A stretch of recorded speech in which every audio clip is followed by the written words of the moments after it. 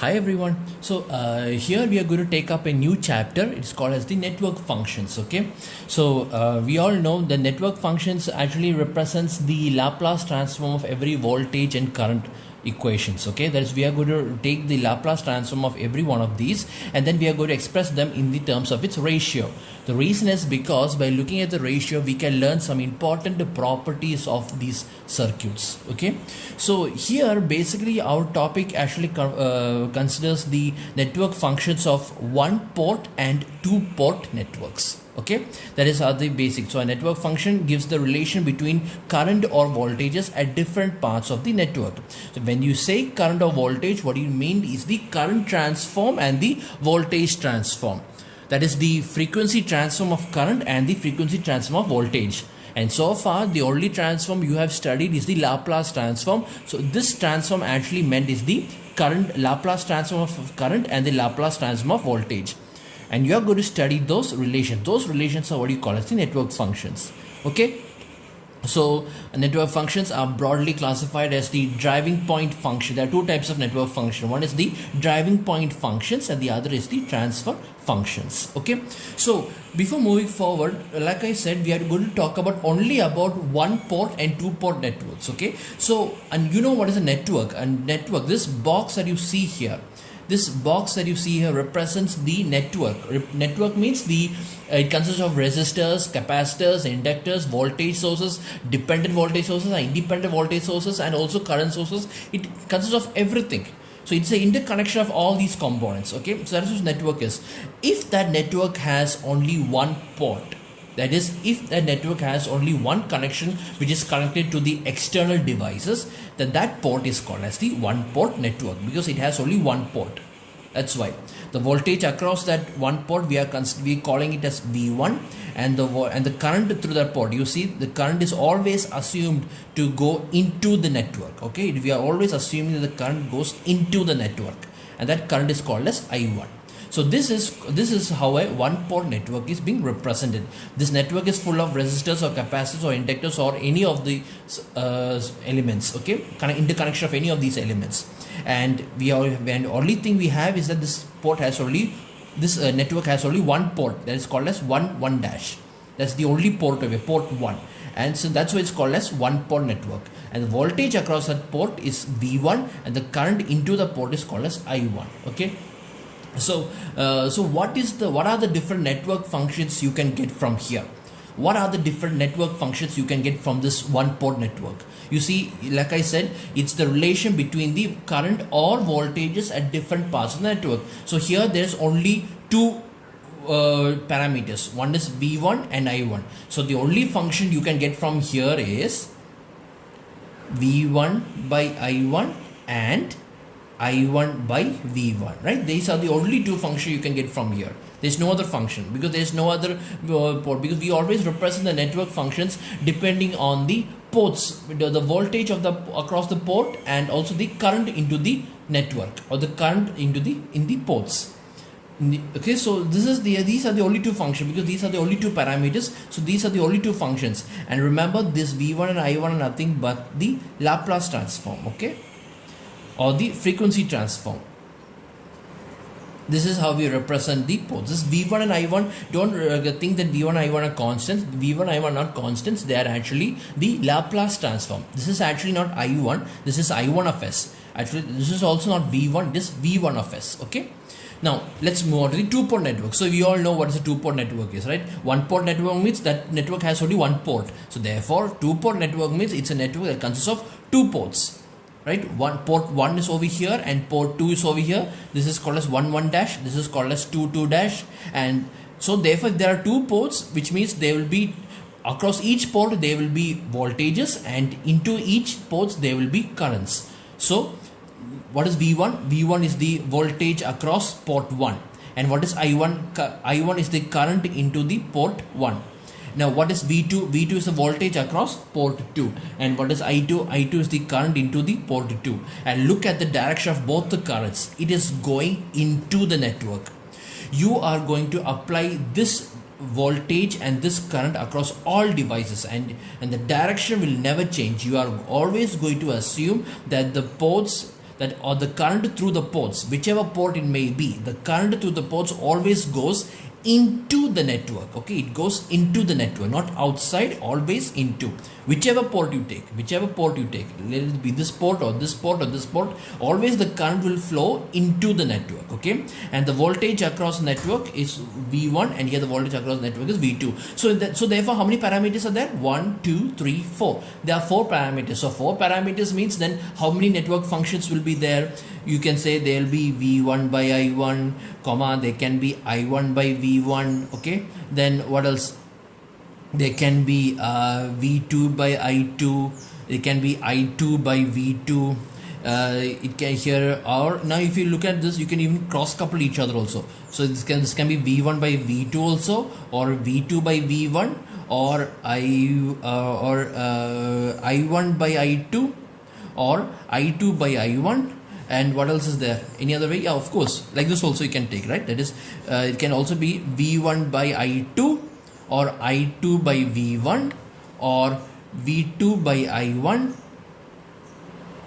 or I1 by V2. See, these are the different network functions you can get just because there are 4 parameters over here, right? Why there are 4 parameters? Because there are 2 ports. That's why. Or voltage across one port and the current of that port, voltage across this port and the current across this port. That's why we have 4 parameters. Whereas for a single port network, there is only a single single port. So therefore, there will be a single voltage across that port, and there will also be a single current through that port. That's why you have only 2 network functions. So here there are 1, 2, 3, 4, 5, 6, 7, 8, 9, 10, 11, 12. 12 functions are there. Okay. So the network functions are divided into driving point functions and transfer functions. So let's look at what is driving point function. It's a very simple term. Okay, very easy. Driving point function. So driving point function is actually a function in which you are going to find the ratio of the voltage or current across across one port with the voltage or current across the same port itself.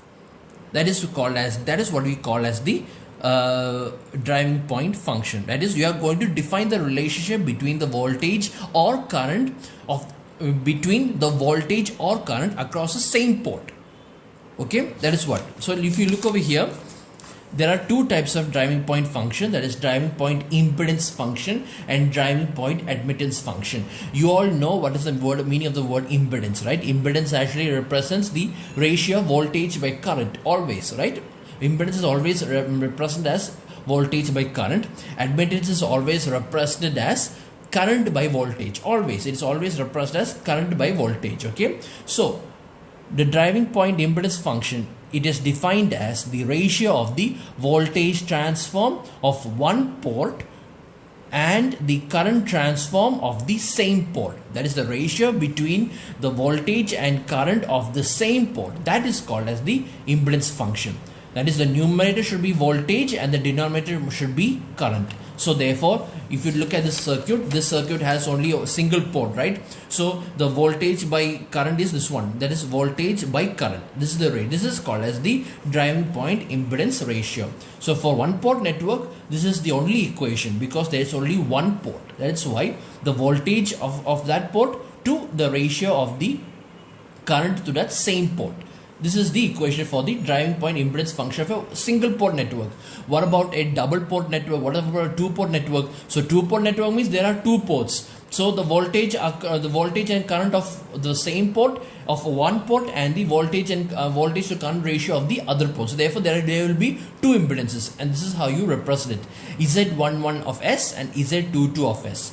So what is the equation of Z11 of S? This is impedance, right? So there will always be voltage by current. So that's all. This is V1 by S and by I1 by S. Likewise, this is the driving point impedance function of the second port. That is Z22 of S is equal to V2 of S by I2 of S. Okay, this is how we represent the network function. For a 2-port, since there are for a 2-port network, since there are 2 ports, there will be 2 driving point impedance function. For a 1-port network, there is only a single port, and that is why there is only one driving point impedance function. Okay, and look at also I want you all to look at the numbering of this. Okay, you see it's written over here Z11. Here it is written Z22. The reason is the first number that you see here represents the number at the denominator. The second number that you see here represents the number at the numerator. That is how we usually represent it. That's why. So in other words, you don't even have to memorize the name. All you have to do is simply memorize the letters over here. Okay. If you see the word impedance, immediately you can understand it represents nothing but Z. Z is impedance. We have always been studying like that, right? Impedance. And now next is the admittance. Admittance is what? Admittance is nothing but the reciprocal of impedance. That's all. You just think like that. It's a very easy thing. Simply assume admittance is the reciprocal of impedance. If you want proof, just simply look at the definition. It is defined as the ratio of the current transform of one port and the voltage transform of the same port. See, it is the reciprocal of this statement. Okay. And it's denoted by Y. We know that the admittance is represented by the letter Y. So for one port network, there is only one port. So therefore, there will be only one admittance function, which is Y of S is equal to I1 of S by V1 of S. Okay, where I1 of S is the current in that port, and V1 of S is the voltage across the same port. And for a two-port network, there are two ports. So therefore, there will be two admittance function. One for the port 1 and the other for the port 2. And look at the letters, same like the Y1 of S. So what is Y11 of S is nothing but the reciprocal of Z11 of S. Simply look at the equation and you will understand it. So Y1 of S is equal to I1 of S by V1 of S, and Y22 of S is equal to I2 of S by V2 of S, which is the reciprocal of Z22. So just think like that. This is the reciprocal of this. Okay. So these are the only two types of driving point function. That's all. So driving point function, like I said before, it represents the voltage or the current of that port to the voltage or current of that same port itself. Okay, we are not going to compare it. So here, if you look over here, this is the driving point function. This is a driving point function. This is a driving point function. This is a driving point function.